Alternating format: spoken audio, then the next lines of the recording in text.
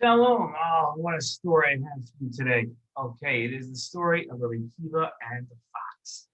Rabbi Akiva lived 2,000 years ago in Yerushalayim. Sometimes he moved to other places in Israel, but this story takes place with Rabbi Akiva standing on a tall mountain called Har Tzofim, called Mount Scopus, and it looks over Yerushalayim. So if you stand on Har Tzofim and you're on the top of the mountain and you look down, you're going to see all Yerushalayim, especially a special mountain called Har HaBayit. In English, it's called the Temple Mount, and that's the mountain where both of the Beit Hamikdash stood. Both Beit Hamikdash stood. Rabbi Akiva was alive for the second Beit Hamikdash, but he also had to see the Beit Hamikdash be destroyed. He had to see the Beit Hamikdash destroyed. When the Romans came in, because Bnei Israel weren't following the Torah, the Beit Hamikdash was destroyed.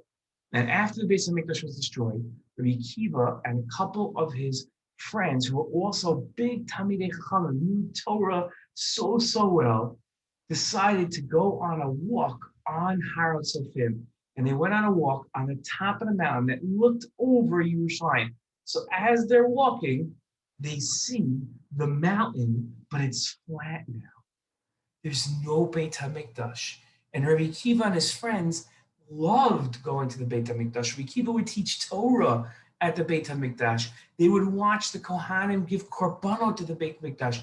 And there were miracles, nisim, that happened every single day in the Beit Hamikdash. I'll tell you about one of them, okay? Just one story, one miracle of what happened there was that every day there was a fire on the Mizbeach. It was a good fire, it wasn't a bad fire, on the Mizbeach, and the smoke would go straight up. And if there was wind, and it would be blowing everything all over the place, the smoke would still go just straight up. It wouldn't go to the left or to the right. Even if there was rain, it wouldn't move. That was just one of the nisim. So whenever you went to the Beit Hamikdash, it was really, really a special time. Well, Rabbi Akiva and his friends were looking at where the Beit Hamikdash was, and they were really sad. They were really sad because they saw there was no Beit Hamikdash. And even today, when we stand on that same spot on Har Tzofim, on that mountain, you can go today and you can look. It's actually not so far from my house. And you can go look at it. It's still sad. And if you haven't seen that spot where the Beit Hamikdash was for more than 30 days, you have to rip your shirt. You rip your shirt if you haven't seen it for more than 30 days because we're so sad, we rip our shirts. We cry. But when Akiva looks, and they're looking at the spot, and then they see where the most special spot on Har HaBayit was, when there was a Beit Hamikdash, was called the Kodesh HaKodashim. And on the Kodesh HaKodashim that stood right there, they watched as a fox, because there's a lot of foxes in Israel. I have foxes in my backyard. There were foxes running where the Kodesh HaKodashim was.